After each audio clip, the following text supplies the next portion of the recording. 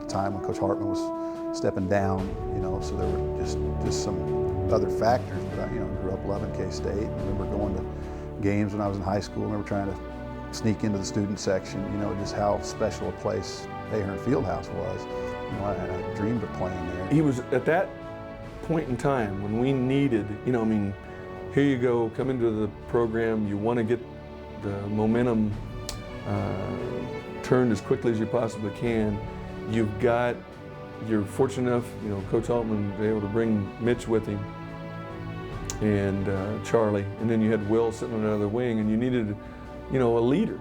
Your point guard reflects what the coach wants done, and Steve did that very well. Steve was the perfect guy for us. I mean, he competed really hard, and not just in games. I mean, every day in practice was exactly what you see in games, and because of that, it carries over, and other players work like that. And you know, to have Steve running the team was very comforting from a coach's perspective, for sure. Well, that was his first signee as K-State coach, was Steve Henson, to get him to come. And I think Lon sold himself to Steve, saying, "You remind me a lot of myself, and the two of us together can really get this thing going." Steve was almost a carbon copy of Coach Kruger. I mean, the guy was a gym rat. You'd hate to guard Steve Henson. I mean, the guy was all over the place. Great outside shooter.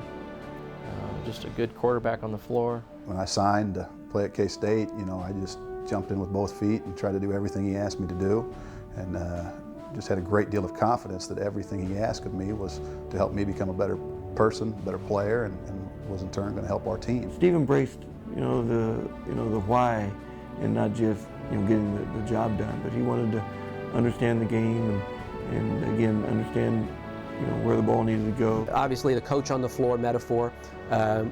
You could see Lon in him. You knew he was going to be a coach. You had a pretty good idea he was going to be a good player, not only in college but for a little while in the NBA, just from his athleticism. But he was so low key. You'd see him walking down the sidewalk, and you didn't think, boy, there's a great athlete. He'd surprise you once he'd get the uniform on. Well, what a lot of people don't remember was he was a track athlete here as well, was a decathlete and a 7-foot high jumper, I believe. So he had plenty of athleticism.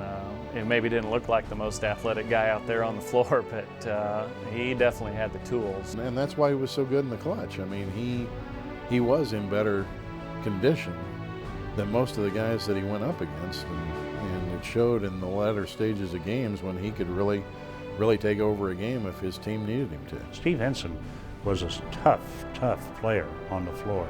Good player, and you talk about a guy that could run a team on the floor, and when a push came to shove, really toughen up and make the big play for you. He just had a competitiveness about him, a drive, as self-motivation goes, he was, the best. He put in all the time, did all the right things, and did it in a manner that his teammates, he didn't do it, for them in a sense. He didn't do it as a show. He's the kind who, if you didn't see him for 3 weeks, you still knew that he was doing things to prepare himself. You knew that.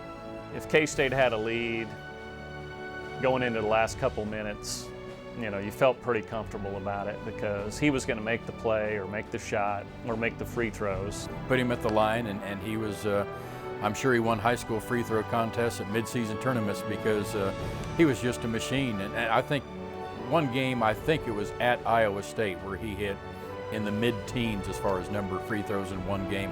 I believe that might be a K-State record, but no, it was money in the bank when he went to the foul line. He's kind of like a great closer in baseball. If K-State had the lead and he was in the game, you felt like he was going to win it.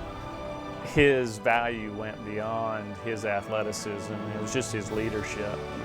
To me, him and Lon Kruger were probably the two great leaders, in K-State history.